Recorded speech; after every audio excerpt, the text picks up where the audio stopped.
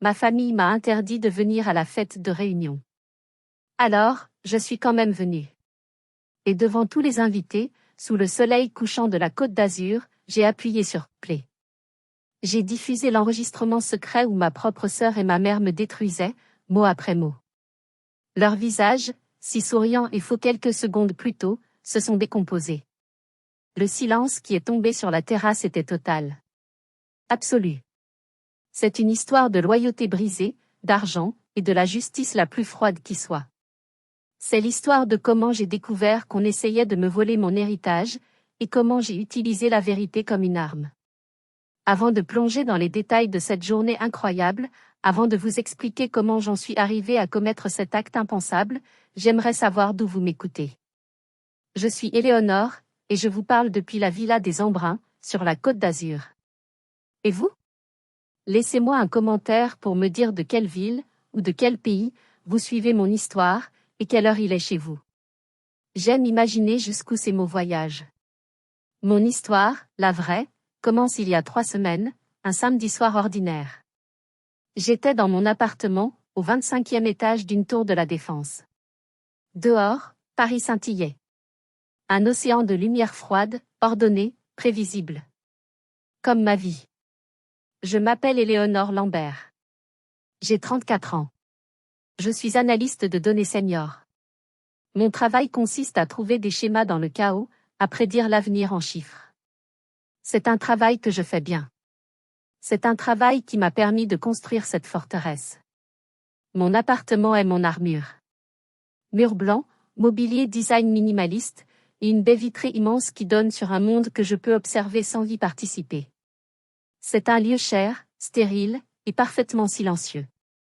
J'ai passé les 10 dernières années de ma vie à le construire. 10 ans à m'éloigner méthodiquement de ma famille. Leur silence envers moi avait commencé bien avant le mien.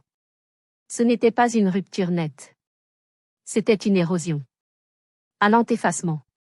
Un appel d'anniversaire oublié.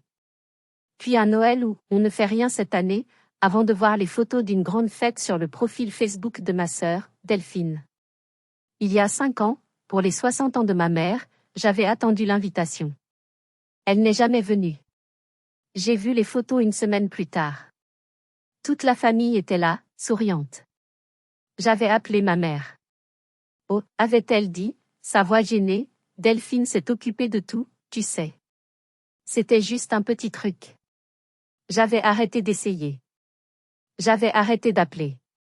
J'étais devenue ce qu'il disait que j'étais, la fille distante. La parisienne.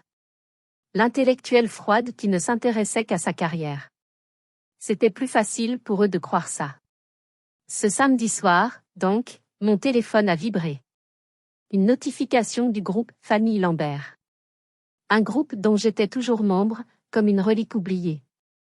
C'était une image, un flyer joyeux créé par Delphine, l'influenceuse lifestyle, réunion annuelle Lambert 2025. On fête l'été à la Villa des Embruns. 15 juin. Mon cœur a fait un bond douloureux. La Villa des Embruns. La maison de mon père. Le dernier endroit sur terre où j'avais été heureuse. L'odeur des pins parasols, le bruit du carillon en coquillage sur la terrasse, la lumière dorée. Mon pouls s'est accéléré. M'avait-il oublié? Ou m'avait-il pardonné? Quelques secondes plus tard, une autre notification. Un message privé. Delphine. Éléonore. J'ai vu que tu as vu le message. Écoute. Je pense que ce serait mieux si tu ne venais pas cette année. Je l'ai relu. 1 fois. 2 fois. Elle a continué à taper. Maman est très stressée en ce moment. Sa santé est fragile. Et honnêtement, ta présence, ça rend toujours les choses compliquées. Ce serait mieux pour maman si tu restais à Paris. On t'enverra des photos. Compliqué. C'était le mot qu'ils utilisaient. Quand je posais des questions sur l'argent. Quand je demandais pourquoi on ne m'avait pas consulté sur la vente des meubles de papa. J'étais compliqué. Le froid de mon appartement m'a soudain semblé insupportable. Pendant 10 ans, il m'avait ignoré. Maintenant, il prenait la peine de me bannir. C'était une cruauté nouvelle, plus direct. J'ai attrapé mon téléphone. Je tremblais de rage, mais aussi d'un chagrin immense. J'avais besoin de l'entendre de ma mère. J'avais besoin de lui donner une dernière chance de me défendre. J'ai appuyé sur « Appeler maman ». Je ne savais pas que ce besoin désespéré d'une miette d'amour allait, en fait, me donner l'arme qui allait signer leur arrêt de mort. Le téléphone a sonné. Une sonnerie longue, stridente. J'imaginais ma mère, dans le salon de la maison de famille près d'Aix, regardant le nom Éléonore s'afficher. J'imaginais sa gêne. Finalement, elle a décroché. Allô? Sa voix. Si douce. Si fuyante. Maman? C'est Éléonore. Un silence.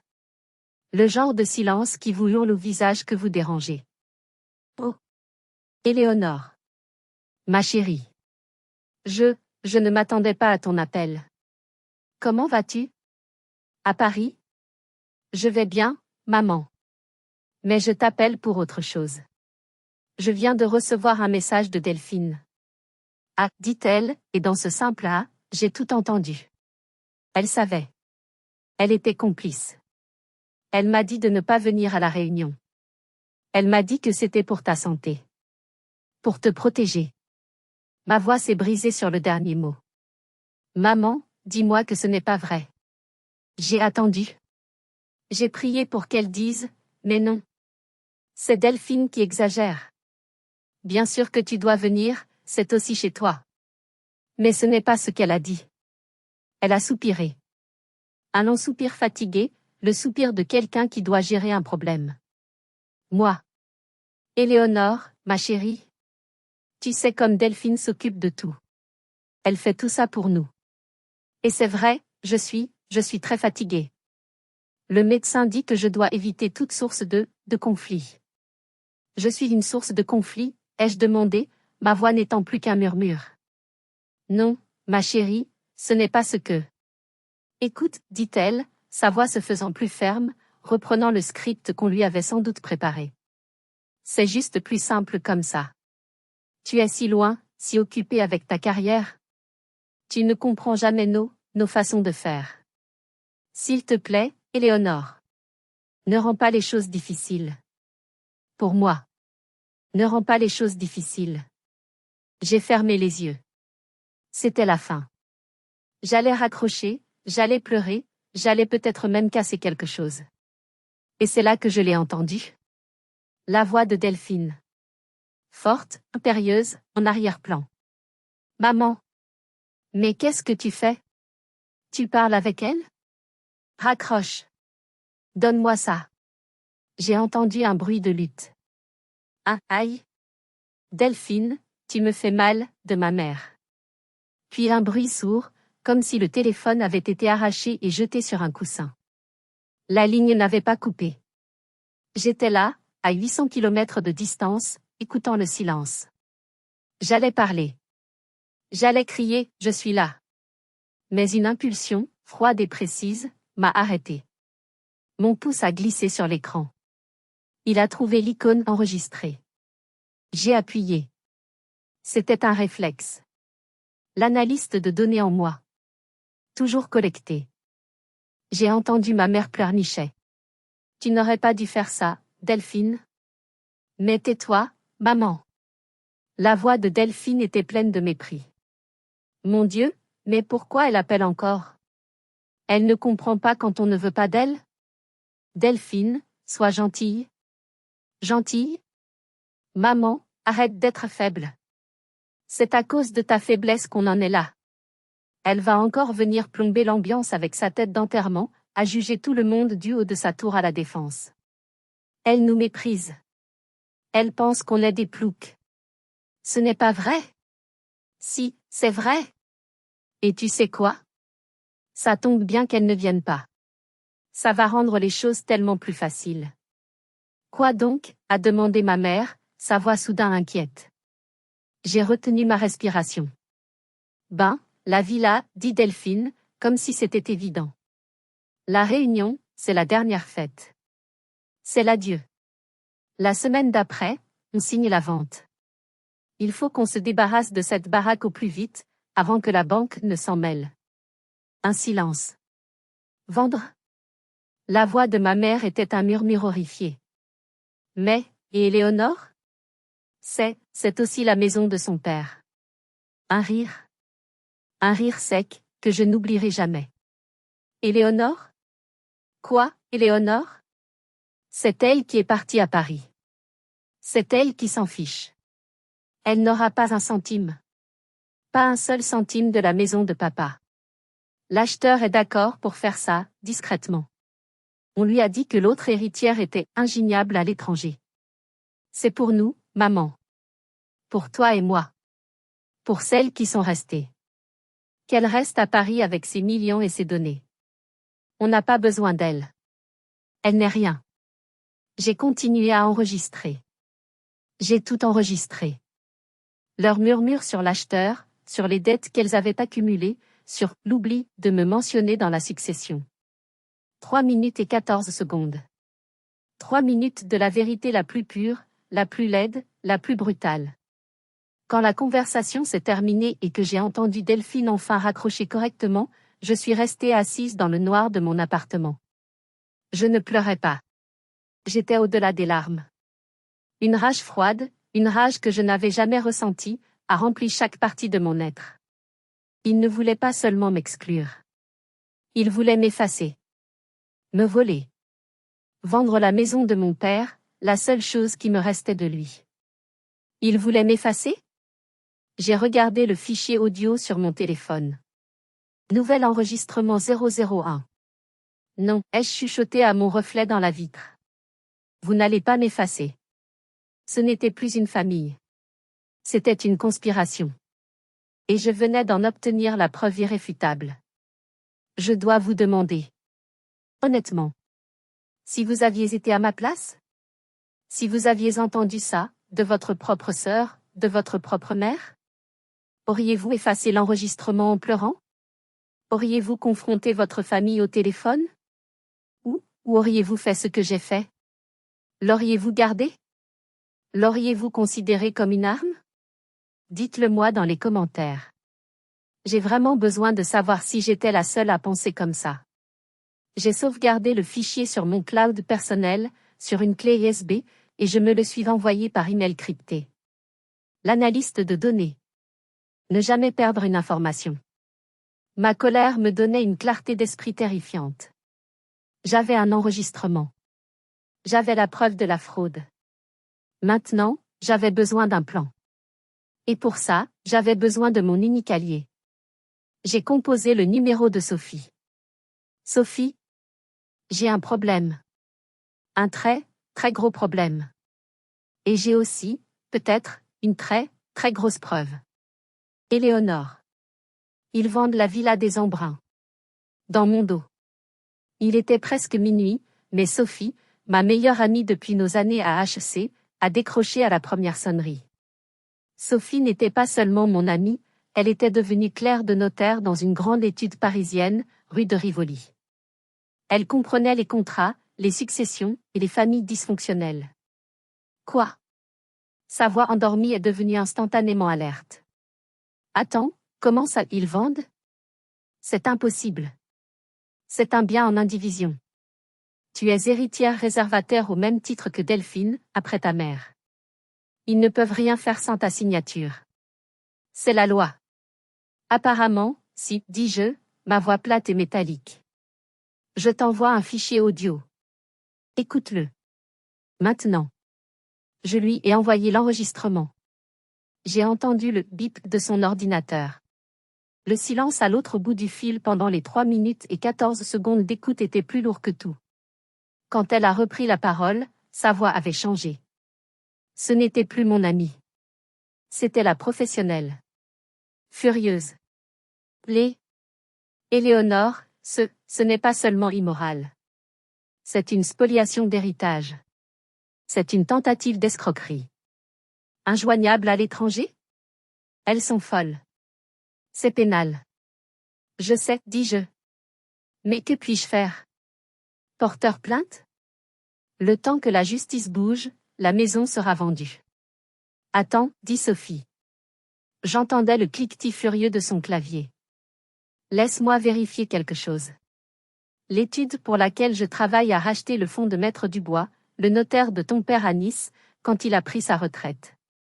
J'ai accès aux archives. Donne-moi le nom exact de la villa et l'adresse. Je lui ai donné les informations. J'ai attendu. J'imaginais les serveurs informatiques, les archives numériques. Ok. Je suis dans le dossier, dit-elle. La succession de Thomas Lambert. Ah. Intéressant. Quoi? Elles n'ont pas fait les choses à moitié. Elles ont créé une SCI, une société civile immobilière, juste après le décès de ton père. Ta mère est gérante, Delphine a des parts. Toi, tu n'apparais nulle part. Elles ont dû te faire signer un papier à l'époque, un truc que tu n'as pas lu. Je me suis souvenu. Juste après l'enterrement. J'étais en deuil. Delphine m'avait tendu une liasse de papier. C'est pour les impôts, pour maman, signe-la. Je l'avais fait. Sans lire. J'ai été tellement stupide, ai-je murmuré. Tu étais en deuil, corrigea Sophie. Elles ont été manipulatrices. Mais ce n'est pas tout. Éléonore? Sa voix était étrange. La situation est bien pire que ce que tu crois. Et peut-être, bien meilleure. Explique-moi. Elles ne veulent pas vendre la villa. Elles y sont contraintes. Je suis sur le registre des hypothèques et des privilèges. Éléonore, la villa est sur le point d'être saisie.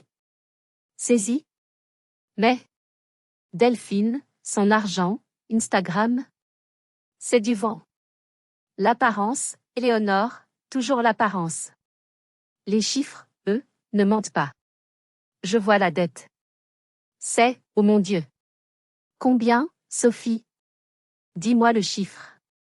Elle est là, en rouge. Une dette consolidée auprès du Trésor public et de l'assurance. Impôt foncier non payé depuis 3 ans. Charge d'entretien majeure que la copropriété, non, que le syndic de la résidence privée a dû avancer. Pénalité de retard. L'assurance habitation n'est plus payée depuis 1 an. La totalité de la dette s'élève, 78 000 euros. 78 000 euros. J'ai failli m'étouffer. 78 000 euros. La banque va la saisir et la vendre aux enchères le mois prochain, continua Sophie. Elles essaient de la vendre en catastrophe avant ça, à un acheteur discret qui doit sûrement savoir la situation et leur en offre une misère. Alors c'est fini, ai-je murmuré. La maison est perdue. Elles l'ont tuée. Non, dit Sophie, et je pouvais presque sentir son sourire à travers le téléphone. Attends. Parce que ton père était un putain de génie. Quoi? Le maître Dubois qui a rédigé le testament, il a inclus une clause. Une clause de substitution testamentaire, liée à la SCI. C'est rare, c'est brillant. En gros, il a dû anticiper leur légèreté financière. Sophie m'a lu le jargon. C'était complexe, mais l'idée était simple. En cas de manquement grave et avéré de la gérance, ta mère a ses devoirs de conservation du bien, ou en cas de dette accumulée mettant en péril la pérennité du patrimoine familial, l'héritier secondaire. Sophie a fait une pause. Tu sais qui c'est, l'héritier secondaire? Dis-le-moi. Mademoiselle Éléonore Cécile Lambert. Toi. J'ai senti le sol se dérober. La clause stipule que l'héritier secondaire peut se substituer à la gérance et réclamer la pleine et entière propriété du bien, à une seule condition. Je savais laquelle. Je dois payer la dette, ai-je dit. La totalité. Oui. 78 000 euros. Sur le champ. Je me suis levée. J'ai marché jusqu'à ma baie vitrée. 78 000 euros. C'était tout ce que j'avais. Mon fonds de liberté. L'argent que j'avais mis de côté, euro après euro, pendant 10 ans de bonus, de privation, de week-ends passés à travailler. C'était mon plan d'évasion. Mon au revoir à ce monde d'analystes. Mon billet pour une autre vie. Ma liberté future. Contre mon passé. C'est un risque énorme, Éléonore, dit Sophie doucement. C'est tout ce que tu as. Et la maison est en mauvais état. C'est peut-être un gouffre financier. J'ai regardé Paris, cette ville qui m'avait accueilli mais jamais vraiment adopté. Puis j'ai pensé à l'enregistrement. Elle n'aura pas un centime.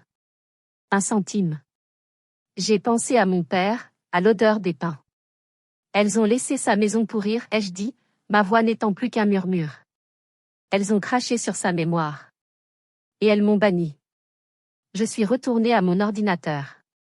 J'ai ouvert mon compte en banque. Le solde était là. 78 104 € et 30 centimes d'euros. Dis-moi où je dois envoyer l'argent, Sophie. Dis-moi ce que je dois signer. Faisons-le. Maintenant. Tu es sûre? Tu vas te retrouver sans rien. Je n'ai déjà rien, Sophie. Pas de famille. Bientôt, plus de maisons d'enfance. Si je ne fais rien, elles gagnent. Elles effacent tout. Je me suis connecté à l'interface de virement de ma banque. Mon père m'a laissé une porte de sortie, ai-je dit, en tapant les coordonnées du compte séquestre du Trésor public que Sophie venait de m'envoyer. Il a cru en moi. Il savait qu'elles étaient du bruit, et que j'étais le vent, comme il disait. J'ai cliqué sur « Valider le virement ». L'argent est parti, ai-je dit. Bien, a répondu Sophie. Maintenant, va te coucher. Moi, je prépare les actes. Demain, tu deviens propriétaire. Et samedi prochain, tu vas organiser ta fête. Le piège était désormais légal. Et il venait de me coûter tout ce que je possédais. Je n'ai pas dormi. Comment aurais-je pu? L'adrénaline, la peur, la rage et une sorte d'excitation terrifiante me tenaient éveillé. À 3 heures du matin, j'ai reçu le reçu de la banque. Mon argent avait disparu. J'ai ressenti une vague de panique. Qu'est-ce que j'ai fait? J'avais tout misé sur une clause vieille de 10 ans et la colère d'une nuit. Les 48 heures qui ont suivi ont été un brouillard administratif et légal. Sophie a été un roc. Elle a mobilisé un collègue de confiance à Nice, Maître Vasseur, un notaire de la vieille école qui, apparemment, détestait les héritiers négligents. Il a pris le dossier à bras-le-corps. Il y a eu des appels en visioconférence. J'ai dû prouver mon identité, mon lien de parenté. Maître Vasseur a personnellement contacté le Trésor public à 8h01 le lundi matin pour confirmer la réception des fonds. Il y a eu des signatures électroniques, des termes que je comprenais à peine, malgré mon intelligence, purge des privilèges, substitution d'héritier. Le lundi matin, à 11h30, j'ai reçu un email. Pas de Sophie. De Maître Vasseur. Sujet, Villa des Embruns, finalisation. Le corps du message était court. Madame Lambert, j'ai le plaisir de vous confirmer que l'acte de substitution a été enregistré ce jour. L'hypothèque est levée. Vous êtes l'unique propriétaire de la Villa des Embruns. Les clés de service sont dans le boîtier habituel. Je vous envoie par courrier sécurisé les nouveaux titres de propriété. Toutes mes félicitations. PS, votre père aurait été fier de votre diligence. Je l'ai lu. Et je l'ai relu. Propriétaire. J'ai imprimé l'email. J'ai regardé mon nom sur le papier. Ce n'était pas un triomphe. C'était le début de la guerre. J'ai appelé mon patron. Jean-Pierre. Je prends une semaine de congé sans solde. Urgence familiale. Il a commencé à protester. Je l'ai interrompu. Urgence familiale majeure. Je ne discute pas. Il a cédé. J'ai réservé un billet de TGV. Première classe. Paris-Gare de Lyon-Niceville. Départ le mardi à 10h. J'ai fait une petite valise. Je n'ai pas pris de vêtements de travail. J'ai pris des jeans, un pull, une robe. Une seule. Une robe en soie d'un bleu profond, le bleu exact des yeux de mon père. Le voyage en train était une transition. J'ai regardé le gris de la banlieue parisienne se dissoudre. J'ai regardé les champs verts de la Bourgogne, puis la lumière changer en Provence. Quand le train a longé la côte, près d'Antibes, et que j'ai vu le bleu irréel de la Méditerranée, j'ai senti quelque chose changer en moi. La femme qui était montée dans ce train à Paris était une analyste de données, une victime. Celle qui allait descendre à Nice était une propriétaire. Une combattante. J'ai loué une petite Fiat 500 à la gare. Je n'ai pas conduit jusqu'à la villa. Pas tout de suite. J'étais méthodique. Je suis allé dans un petit hôtel de charme à Villefranche-sur-Mer, juste à côté. J'avais besoin d'une base d'opération neutre. J'ai passé le mercredi à ne rien faire. Juste à respirer l'air salé. À écouter mon enregistrement, encore et encore. À m'imprégner de leur trahison. À solidifier ma résolution. Le jeudi matin, j'ai passé mon premier appel. Côté Fête Azur. Bonjour, dis-je, ma voix la plus douce et professionnelle. Je vous appelle au sujet de la réception Lambert à la Villa des Embruns ce samedi. Ah, oui, Madame Lambert. C'est Delphine, n'est-ce pas? Nous sommes ravis. Le camion de boissons arrive demain matin, tout est en ordre. Non, dis-je calmement. Ici Éléonore Lambert. Je suis la sœur de Delphine. Et la nouvelle propriétaire de la villa. Un silence. Une panique palpable. Pardon? Nouvelle propriétaire? Mais Madame Delphine nous a dit. Il y a eu un petit changement administratif, je l'ai coupé. Une simple formalité de succession. Mais ne vous inquiétez pas, la réception est maintenue. Considérez-la comme ma fête de pendaison de crémaillère. Je reprends le contrat et la facture à mon nom. Vous serez payé, ne vous en faites pas. La femme, Chloé, était presque en train de pleurer de soulagement. Mais bien sûr, Madame Lambert. Quelle nouvelle! Toutes nos félicitations. Y a-t-il quelque chose que nous puissions faire? Juste une chose, dis-je. J'ai vu que vous aviez prévu un petit système son pour la musique d'ambiance. Oui, tout à fait, des enceintes Bose discrètes. Changez-le. Je veux le meilleur système que vous ayez. Des enceintes professionnelles. Je veux une couverture sonore parfaite sur toute la terrasse principale. Je prépare un hommage. Un discours audio très spécial pour ma famille. Oh, un hommage. Quelle merveilleuse idée. Pour votre père, peut-être? Exactement, dis-je, ma voix devenant glaciale. Pour mon père. Et pour ma famille. Assurez-vous que le son soit parfaitement clair. Je veux que tout le monde entende. Chaque mot. Comptez sur nous, Madame Lambert.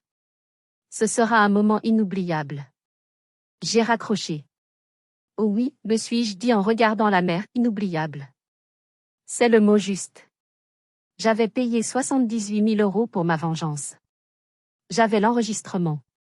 J'avais la scène, les acteurs, et maintenant, j'avais le système de son. Le piège était prêt. Je n'ai pas mis les pieds dans la villa avant le samedi matin. Le jour J. Je voulais que le choc de la réalité me frappe en même temps que la préparation de la fête.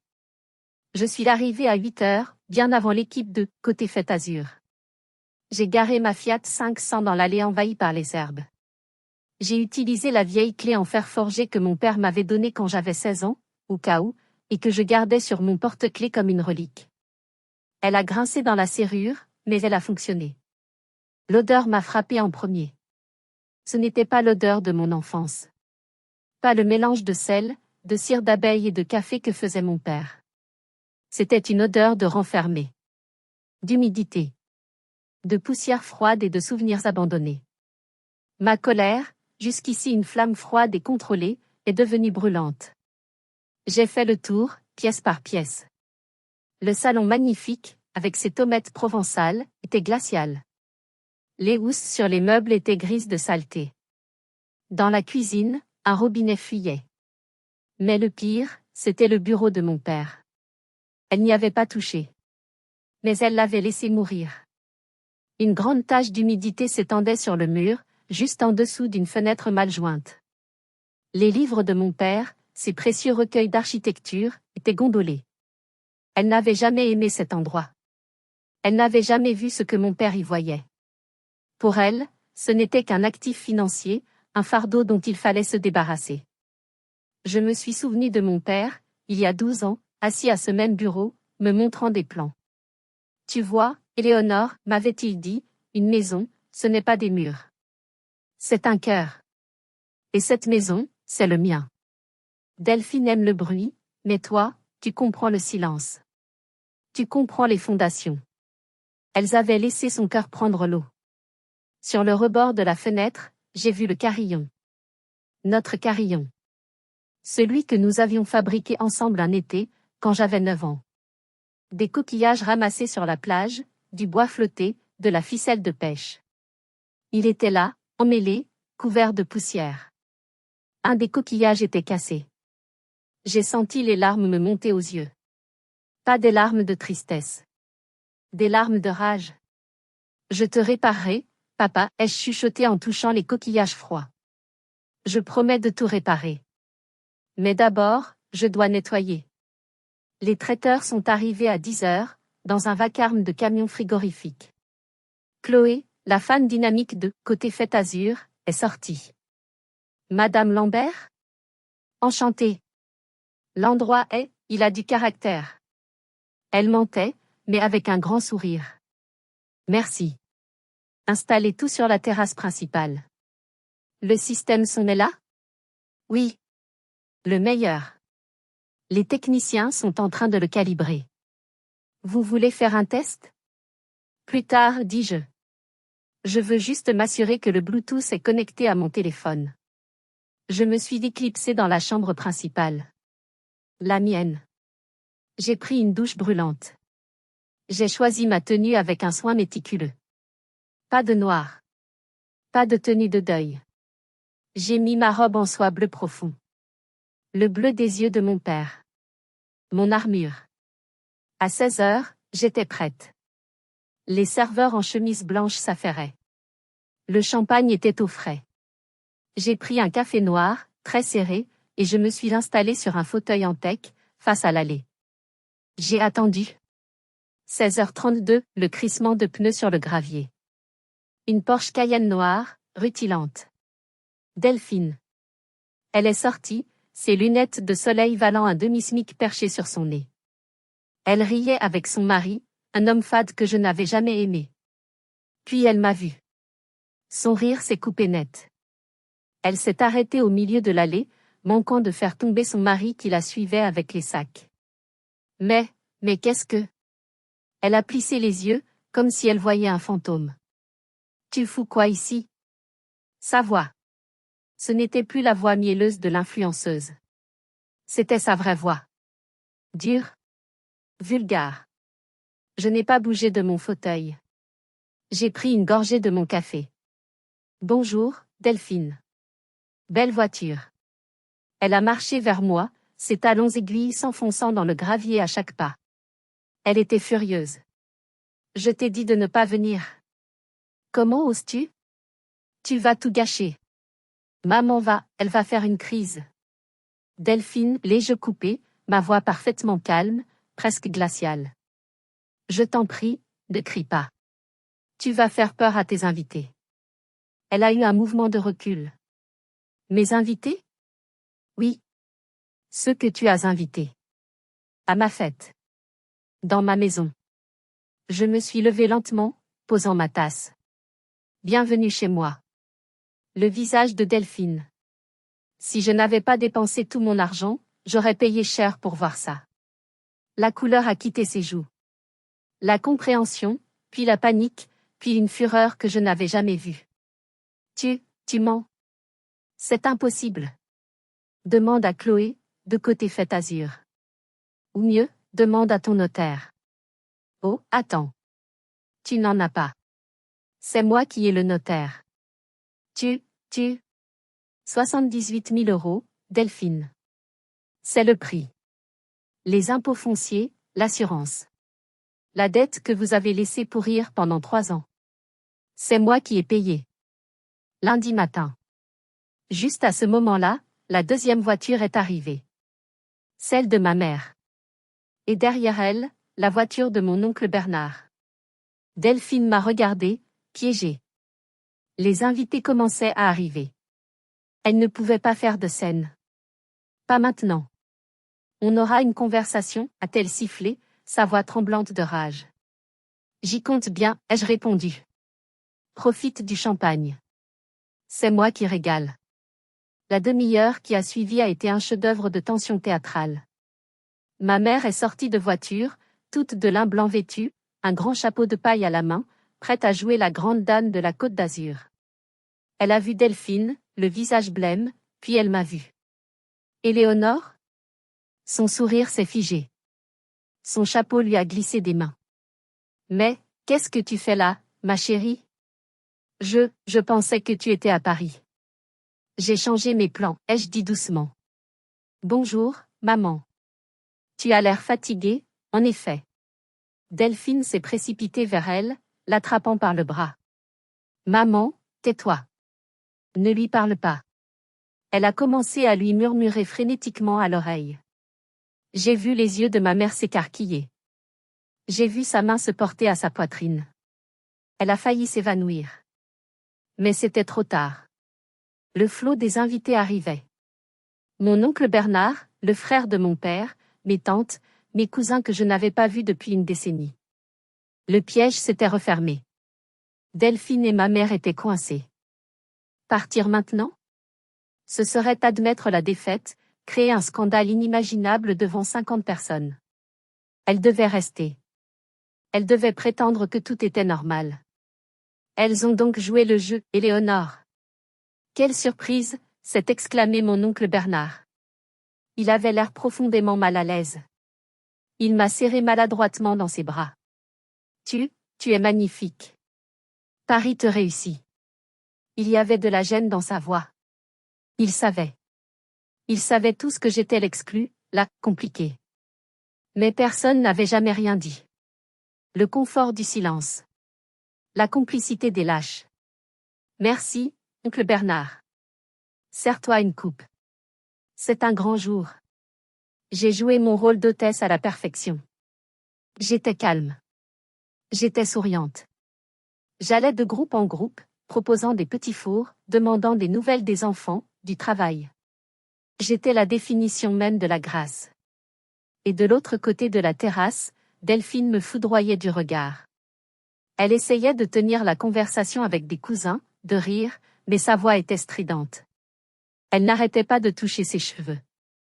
Ma mère, elle, s'était assise lourdement dans un fauteuil d'angle, un verre d'eau à la main, feignant une migraine. Elle refusait de croiser mon regard. C'était délicieux. Pendant 10 ans, j'avais été le fantôme. L'absente. Celle dont on parle à voix basse. Ce soir, j'étais la personne la plus solide de cette terrasse. J'étais le centre de gravité. J'étais la propriétaire. Et elle le savait. L'atmosphère était électrique. Ce n'était pas une fête. C'était une guerre froide. Les invités le sentaient. Les conversations étaient hachées, les rires forcés. Tout le monde me regardait, puis regardait Delphine, puis me regardait à nouveau. J'ai laissé la tension monter. J'ai laissé le soleil descendre. L'heure dorée, le golden hour, baignait la villa d'une lumière magnifique et irréelle. Le système de son, discret, jouait une musique lounge insipide. Tout était parfait. Vers 19h, Delphine n'en pouvait plus. Elle ne supportait pas d'être une simple invitée à une fête qui aurait dû être la sienne. Elle ne supportait pas mon calme. Elle devait reprendre le contrôle. Elle devait marquer son territoire. J'ai vu son regard se poser sur le micro, posé sur un petit pupitre près du bar. L'erreur fatale. Elle s'est levée. Elle a lissé sa robe coûteuse. Elle a marché jusqu'au micro. Elle l'a pris. Bonsoir à tous. Sa voix, faussement enjouée, a retenti dans les enceintes. Bonsoir la famille. Quel bonheur d'être tous réunis ici, dans notre chère villa des Embruns. J'ai discrètement sorti mon téléphone de ma poche. J'ai vérifié la connexion Bluetooth. Parfaite. Parce que, vous le savez, la famille, c'est ce qu'il y a de plus important. C'est ce qui nous lie. C'est un lien sacré. J'ai attendu qu'elle s'enfonce un peu plus. Un lien d'amour inconditionnel. Même quand c'est compliqué. Elle m'a lancé un regard en disant ce mot. Compliqué. Mon mot. C'est pourquoi je voulais lever mon verre à. C'était le signal que j'attendais. Son discours sur l'importance de la famille allait avoir une bande-son très spéciale. Son hommage allait précéder le mien. J'étais debout, près du technicien son, qui me souriait, pensant que j'étais ému par le discours de ma sœur. Delphine continuait, levez mon verre à notre famille, à cette maison qui nous a vus grandir, et à notre chère maman, qui... Je n'allais pas la laisser finir. J'ai fait un signe de tête discret au technicien. Il pensait que je lançais l'hommage que j'avais mentionné. Il a fait une manipulation sur sa console pour donner la priorité à ma source audio. J'ai déverrouillé mon téléphone. J'ai ouvert mon lecteur. Nouvel enregistrement 001. J'ai appuyé sur Play. Un clic sec a retenti dans toutes les enceintes, coupant net la voix de Delphine. Elle a froncé les sourcils, tapotant le micro. Pardon, un petit problème technique, comme je disais. Et puis, sa propre voix est sortie des haut-parleurs. Pas sa voix publique. Sa voix privée. Dure. Froide. Mon Dieu, mais pourquoi elle appelle encore? Elle ne comprend pas quand on ne veut pas d'elle? Un silence de cathédrale est tombé sur la terrasse. 50 paires d'yeux se sont tournés vers Delphine. Son sourire s'est figé, grotesque. L'enregistrement a continué. La voix de ma mère, faible, pleurnicharde, Delphine, sois gentille. Et Delphine, de nouveau, sa voix sifflante de mépris, gentille. Maman, arrête d'être faible. Elle va encore venir plomber l'ambiance avec sa tête d'enterrement, à juger tout le monde du haut de sa tour à la Défense. J'ai regardé les invités. C'était comme dans un film où le temps se fige. Mon oncle Bernard a lentement posé son verre sur la table. Son visage était un masque d'incrédulité et de honte. Ma cousine Julie, qui avait ri aux blagues de Delphine 5 minutes plus tôt, a mis sa main devant sa bouche, ses yeux ronds d'horreur. Delphine était livide. Blanche. Blanche comme les nappes. Elle a secoué la tête, cherchant le technicien du regard. Arrêtez ça. Éteignez ça. Mais j'étais à côté du technicien. Je l'ai regardé. C'est l'hommage. Laissez-le jouer. Puis vint le passage sur la maison. La voix de Delphine, conspiratrice, ça tombe bien qu'elle ne vienne pas. Ça va rendre les choses tellement plus faciles. Quoi donc? La voix de ma mère. Ben, la villa. La réunion, c'est la dernière fête. La semaine d'après, on signe la vente. Il faut qu'on se débarrasse de cette baraque au plus vite. Un hoquet collectif a parcouru l'assemblée. Baraque. Le mari de Delphine, si fade, essayait de se faire tout petit. Et enfin, le coup de grâce. La partie que j'avais écoutée en boucle. Et Éléonore? La voix de ma mère, feignant l'inquiétude. Éléonore? Quoi, Éléonore? C'est elle qui s'en fiche. Elle n'aura pas un centime. Pas un seul centime de la maison de papa. L'acheteur est d'accord pour faire ça, discrètement. Qu'elle reste à Paris avec ses millions et ses données. On n'a pas besoin d'elle. Elle n'est rien. L'enregistrement s'est terminé. Un dernier clic. Le seul son, c'était le bruit des vagues en contrebas. Et le tintement soudain d'un verre. Ma mère, tremblant de tous ses membres, venait de faire tomber sa coupe de champagne. Le liquide s'est répandu sur le sol en pierre comme une tache de honte. Personne ne bougeait. Personne ne respirait. Delphine a lâché le micro. Il est tombé au sol dans un thump sourd, suivi d'un horrible sifflement de l'arsène que le technicien s'est empressé de couper. Ma mère, elle, ne me regardait pas. Elle regardait mon oncle Bernard, son propre beau-frère, dont le visage était un masque de dégoût absolu. Les yeux de Delphine ont trouvé les miens à travers la terrasse. Ils n'étaient plus paniqués. Ils étaient remplis d'une haine pure, meurtrière. Salope, a-t-elle articulé, sans le son. J'ai pris le deuxième micro, celui qui était resté sur le pupitre. Ma main ne tremblait même pas. J'ai attendu que le silence soit total. Des questions, ai-je demandé à l'assemblée. Personne n'a ri. Personne n'a parlé. C'était un moment figé dans le temps.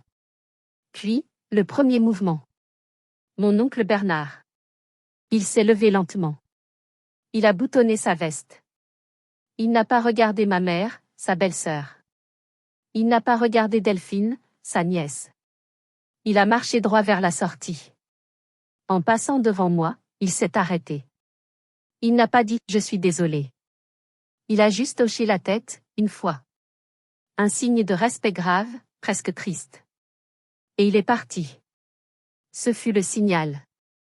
Comme une digue qui cède, la fête s'est vidée. En 5 minutes, la terrasse était presque vide. Les gens partaient en silence. Ce n'était pas une fuite paniquée. C'était un abandon. Un jugement silencieux. Personne ne voulait être associé à ce qui venait de se passer. Mes tantes, mes cousins, ils partaient sans un « au revoir », sans une embrassade. C'était un enterrement. L'enterrement de la réputation de ma famille. Certains cousins, en partant, ont délibérément évité Delphine et ma mère, mais ont marché vers moi. Bon courage, Éléonore, m'a glissé ma cousine Julie. Tu as bien fait. Finalement, il n'est resté que les traiteurs, qui rangeaient discrètement, faisant semblant de ne rien avoir entendu, et nous trois. Moi. Delphine. Ma mère. Le soleil avait presque disparu. L'air était devenu froid. Le silence était assourdissant. Delphine tremblait. Je ne savais pas si c'était de rage ou d'humiliation. Probablement les deux. Comment as-tu pu, a-t-elle fini par siffler, sa voix méconnaissable. Moi, ai-je répondu, ma voix toujours calme. Comment j'ai pu? J'ai juste appuyé sur « clé », Delphine. C'était tes mots. Votre plan. La vraie question est, comment avez-vous pu? Vous alliez voler un héritage. Tu as tout ruiné, a-t-elle crié, sa voix devenant hystérique. Tout. Notre réputation. La famille. Tu as tout détruit. Tu es diabolique. La famille? J'ai presque ri, un son sec et sans joie. Quelle famille? Celle qui me bannit de ces réunions? Celle qui me dit que je suis compliquée? Celle qui conspire pour me voler la maison de mon père? Cette famille-là? Alors oui, peut-être que je l'ai détruite. Et c'est la meilleure chose que j'ai faite aujourd'hui. Oncle Bernard ne nous parlera plus jamais, a sangloté ma mère, qui avait enfin trouvé sa voix. Tu as vu son visage? C'est là qu'elle s'est levée. Ses yeux étaient rouges. Elle pleurait. Mais ce n'étaient pas des larmes de remords. C'étaient des larmes de pitié pour elle-même. Éléonore, comment as-tu pu nous faire ça? À ta mère? À ta sœur? Nous faire honte, nous humilier, devant tout le monde? J'ai regardé ma mère. La femme qui m'avait mise au monde. La femme qui m'avait laissé être effacée. La femme qui, même maintenant, ne voyait que sa propre humiliation, et non sa trahison. Et la colère froide m'a quitté. D'un coup. Remplacée par une tristesse immense, infinie. Moi, je vous ai fait honte, ai-je dit, ma voix soudain fatiguée. J'ai passé 10 ans de ma vie à attendre que vous m'appeliez. J'ai passé 10 ans à me demander ce que j'avais fait de mal. J'ai cru que j'étais compliquée, difficile, distante. Non.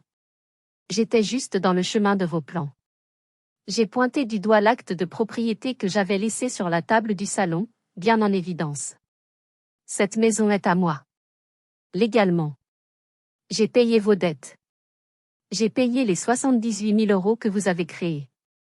J'ai sauvé l'héritage de papa, pendant que vous étiez en train de le brader pour payer, quoi? Tes sacs à main, Delphine? Delphine a eu un hoquet de rage. Maintenant, partez, ai-je dit, le ton final. S'il vous plaît. Toutes les deux. Sortez de chez moi.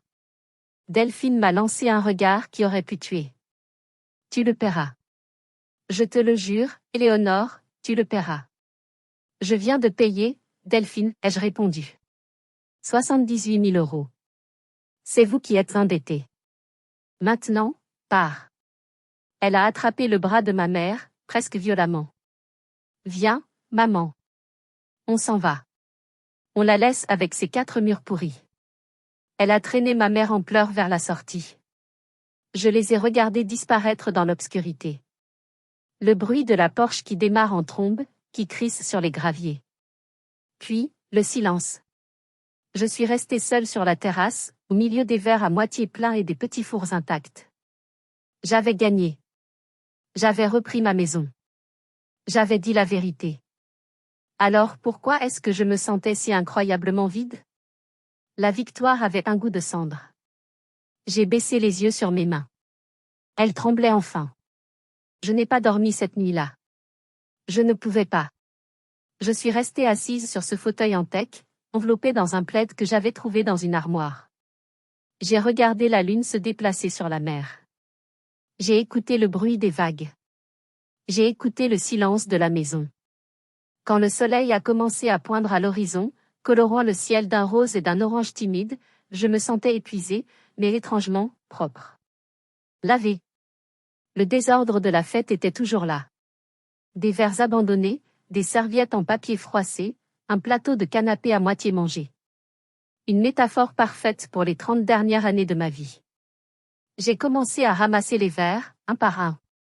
J'ai apporté un grand sac poubelle. Je jetais tout. Je ne triais pas. Je jetais. À 8 heures du matin, j'ai entendu une voiture se garer. Pas une Porsche. Une petite voiture de location. Mon cœur a fait un bond. Delphine?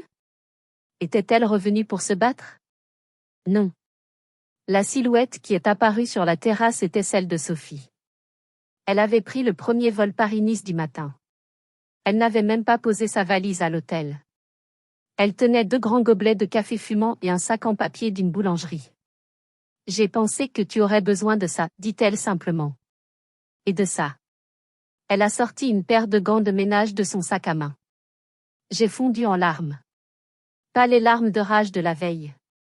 Des larmes d'épuisement, de soulagement. Elle m'a prise dans ses bras, là, au milieu des assiettes sales et des verres vides. Je sais, a-t-elle murmuré. Je sais. Ça va aller. Tu as réussi. J'ai tout détruit, Sophie. Non, dit-elle en me tendant un café. Tu as nettoyé. Tu as sorti les poubelles. Maintenant, finissons le travail. Nous avons nettoyé ensemble. En silence. Il n'y avait rien à dire. L'amitié, la vraie, n'a pas besoin de mots. Elle a besoin de présence. Sophie était là. Elle a jeté les fleurs fanées, vidé les seaux à champagne, plié les serviettes. C'était thérapeutique. Chaque verre lavé, chaque serviette jetée, c'était une année de douleur que je mettais à la poubelle. Vers midi, une autre voiture est arrivée. Mon oncle Bernard. Il avait l'air d'avoir vieilli de 10 ans. Il tenait quelque chose dans ses mains. Éléonore, dit-il, sa voix rauque. Sophie. Oncle Bernard. Elles sont parties, dit-il. Delphine et ta mère. Elles ont pris une chambre d'hôtel à Nice. J'ai essayé de parler à Hélène.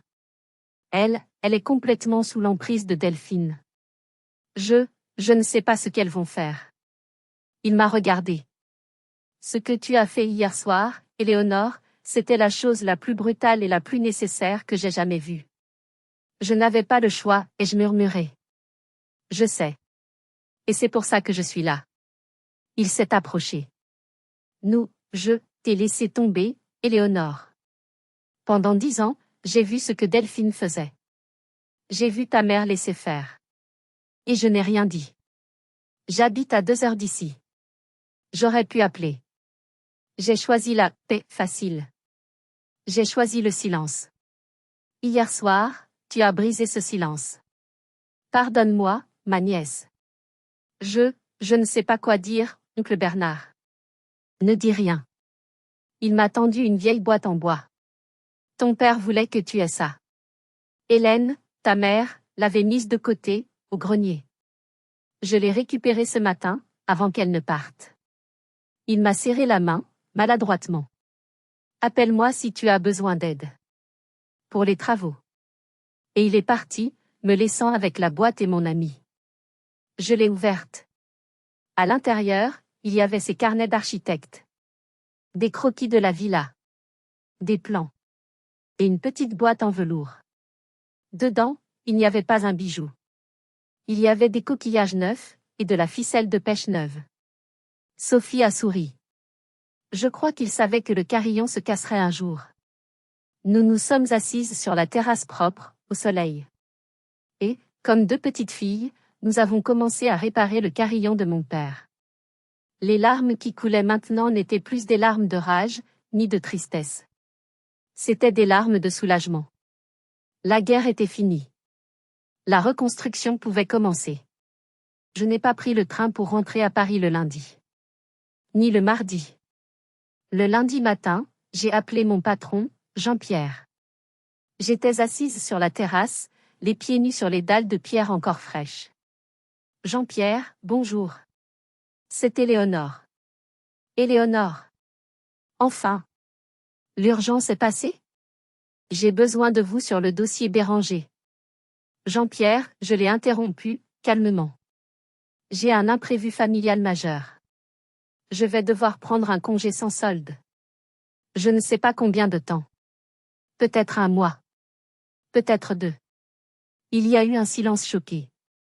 J'étais son meilleur élément. L'analyste infaillible. Je n'avais jamais pris un jour de maladie en 10 ans. Mais, Éléonore, c'est impossible. Le dossier Béranger. Le dossier Béranger attendra, dis-je.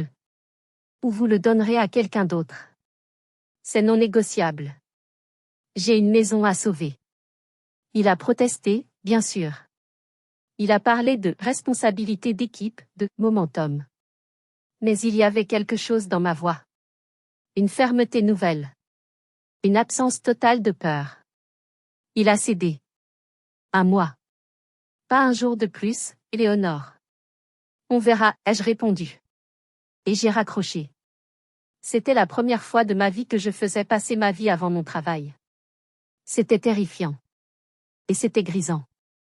Sophie est repartie le mardi, non sans m'avoir fait promettre de l'appeler tous les jours et de ne pas essayer de réparer la plomberie moi-même. Et je suis restée. Seule. Pendant la première semaine, je n'ai fait que dormir et marcher sur la plage. J'ai dormi 14 heures par nuit. J'ai laissé le soleil de la Méditerranée brûler la pâleur de Paris sur ma peau.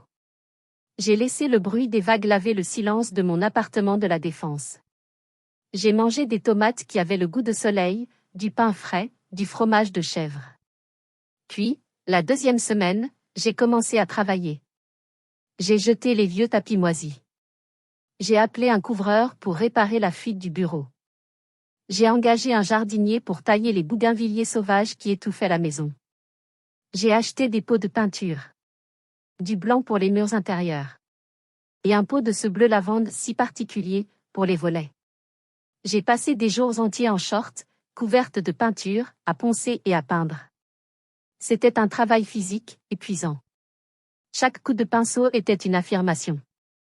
Ceci est à moi. Vous ne l'aurez pas. Le soir, je m'asseyais sur la terrasse et je lisais les carnets de mon père. J'y ai découvert l'homme qu'il était, pas seulement le père que j'avais connu. Ses espoirs pour cette maison. Ses croquis. Et ses peurs. Dans une page datée de mon 10e anniversaire, il avait écrit « J'ai donné à Éléonore le carillon que nous avons fait. Elle est comme ça. Silencieuse, mais pleine de musique. Elle observe tout. Delphine est une tempête, elle fait du bruit, elle attire la lumière. Mais Éléonore, elle est le vent. On ne la voit pas, mais c'est elle qui fait tout bouger. J'ai peur pour elle. Hélène, ma mère, est tellement fascinée par le bruit de Delphine. J'espère qu'elle n'oubliera pas d'écouter le vent. J'ai pleuré en lisant ça. Il avait tout vu. Il y a 24 ans. Et il m'avait laissé la clé. La clause dans le testament. Ce n'était pas un accident. C'était un acte de foi. J'ai fini par réparer le carillon. J'ai utilisé la ficelle neuve qu'il avait laissée. Je l'ai accroché à la poutre de la terrasse, là où il avait toujours été. Le vent s'est levé, et les coquillages ont commencé à chanter. Un son clair, fragile, mais tenace. Mon téléphone a sonné un après-midi. Numéro inconnu. Mon cœur a raté un battement. J'ai décroché. Allô? Éléonore? C'était ma mère. Sa voix était méconnaissable. Maman. Je voulais juste savoir si tu allais bien. Je vais bien, maman. Un long silence. J'ai attendu. J'attendais un pardon. J'attendais un je n'aurais jamais dû. Delphine est très mal, a-t-elle dit. Les gens parlent. Elle a perdu des contrats. C'était très cruel, ce que tu as fait. J'ai regardé la mer. J'ai écouté le son du carillon. Et j'ai réalisé que je n'étais plus en colère. Je n'étais même plus triste. J'étais juste vide. Maman. Je dois y aller. J'ai de la peinture sur les mains. Oh. D'accord. Tu nous appelleras? Je ne pense pas, non. Au revoir, maman. J'ai raccroché. J'ai réalisé que les 78 000 € n'étaient pas le prix de la maison. C'était le prix de ma libération. J'avais acheté mon histoire. Le silence qui m'entourait n'était plus une punition. Ce n'était plus l'absence de ma famille. C'était la présence de moi-même. C'était une toile blanche. Et pour la première fois de ma vie, c'était moi qui tenais le pinceau. Cela fait 6 mois maintenant. Je suis toujours à la Villa des Embruns. Je n'ai pas repris mon poste à Paris. J'ai démissionné. Quand Jean-Pierre m'a rappelé au bout d'un mois, furieux, je lui ai expliqué que je ne reviendrais pas. Il m'a menacé. Je lui ai ri au nez. La peur avait changé de camp. Finalement, la banque m'a proposé un poste de consultante à distance, en freelance. J'ai accepté, mais à mes conditions. Je gagne moins d'argent. Mais je n'ai jamais été aussi riche. La maison a changé. Elle est lumineuse. Elle est vivante. Les volets sont d'un bleu éclatant. Le bureau de mon père est réparé, et c'est devenu mon bureau. Je travaille en regardant la mer. Mon oncle Bernard vient dîner tous les dimanches. Il amène du vin et des histoires sur mon père. Il m'a dit que ma mère était partie vivre chez sa sœur, près de Lyon. Loin de Delphine. Elle ne m'a jamais rappelé. Delphine, elle, a dû vendre sa Porsche. Elle a fermé son compte Instagram après avoir été cancel par la petite communauté de la Côte d'Azur. La story de la fête est devenue une légende locale. La vérité, parfois, fait plus de bruit qu'un millier de photos filtrées. Je suis debout sur la terrasse, en ce moment même, un café à la main. Le soleil se lève. Le carillon de mon père chante doucement dans la brise marine. Ma famille a utilisé le silence comme une arme pour m'effacer. Ils pensaient que si personne ne parlait de moi, si personne ne m'invitait, je finirais par disparaître. Ils ont pensé que je n'existais pas. Ils ont eu tort. Ils ont oublié que la vérité, même lorsqu'elle est silencieuse, pèse un poids. Ma vérité était un fichier audio de 3 minutes. Elle était cachée dans le testament de mon père. Elle a suffi à faire s'effondrer leur château de mensonges. On m'a souvent demandé si je regrettais. Si c'était trop cruel. La cruauté, ce n'est pas de dire la vérité. La cruauté, c'est de forcer quelqu'un à vivre dans un mensonge. Si mon histoire vous a touché, si vous avez ressenti cette injustice, ou si vous avez simplement apprécié ce moment de justice, merci de laisser un like sur cette vidéo. C'est un petit clic pour vous, mais cela m'aide vraiment, et cela aide la chaîne à partager plus d'histoires comme celle-ci avec des gens qui, peut-être, ont besoin de les entendre. Et vous? A-t-on déjà essayé de vous faire taire? A-t-on déjà essayé de vous rendre invisible, de vous faire sentir compliqué ou difficile? A-t-on déjà réécrit votre histoire dans votre dos, en espérant que vous ne l'entendiez jamais? Si oui, laissez un commentaire. Vous n'avez pas besoin de raconter toute votre histoire si ce n'est pas le moment. Écrivez juste « Je suis là » ou « Je comprends ». Montrons-leur que nous sommes nombreux. Montrons-leur que les silencieux, les compliqués, ceux qu'on met de côté, quand ils décident enfin de parler, ce sont eux qu'on entend le plus fort. Merci de m'avoir écouté.